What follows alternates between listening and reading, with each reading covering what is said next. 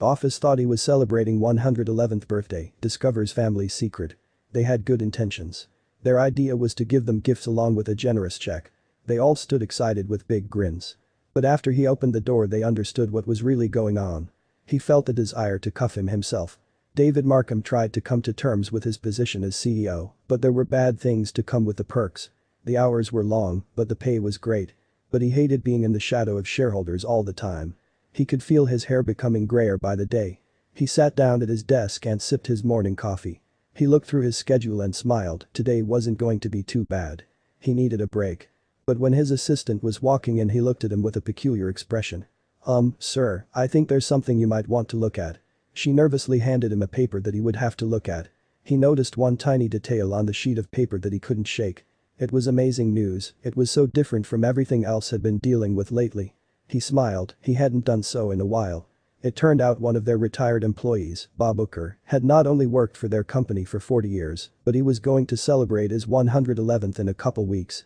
Finally, the gossip chain had unearthed something positive. Markham knew exactly what he wanted to do.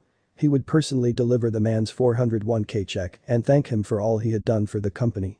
Yes, the optics would be great for their corporate image, but Markham had been starving to do something a little more down to earth and personal. Little did he know, his brilliant idea would backfire in ways he could never imagine.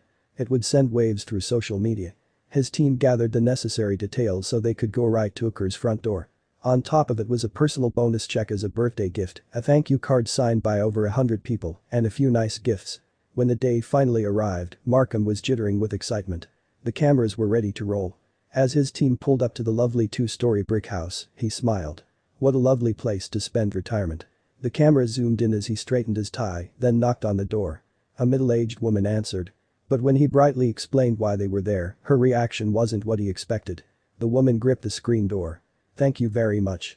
But Bob's not feeling well right now. I can take that, she said, eyeing the check. Red flags immediately went off in Markham's head. Something was wrong. Even when he offered to take Hooker to the hospital if needed, the reactions weren't what he expected. It won't take long. I can just nip in and out. We don't even need the cameras, Markham said, prodding a little deeper. I would love to say hello to him. Suddenly another woman appeared in the doorway. Bob? She asked. But the first woman tried to shush her and push her back inside. Yes, Bob Hooker. Our records show it's his 111th birthday. We wanted to give him his 401k check and some gifts. The second woman flashed a gaping look. She then glared at the first woman and said, Bob passed away 15 years ago. Markham felt the world crumbling under him. An argument immediately erupted in the doorway.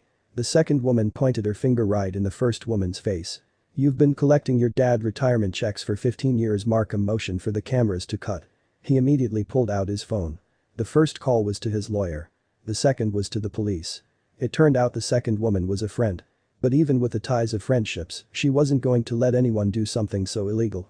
Aside from whatever courtroom visits were ahead, Markham knew the social media streams would salivate over this. It only took a week and he was reading the details on more than one online news channel.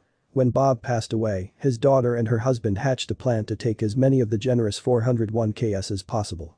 And it wasn't as if they needed the money. Both worked decent jobs. They were just greedy. The lawyers and cops would do their thing. Sadly, Markham had to do his thing as CEO as well, which meant dealing with whatever department would help them to avoid anything close to this fiasco again. It was definitely one of those days where he didn't like his job.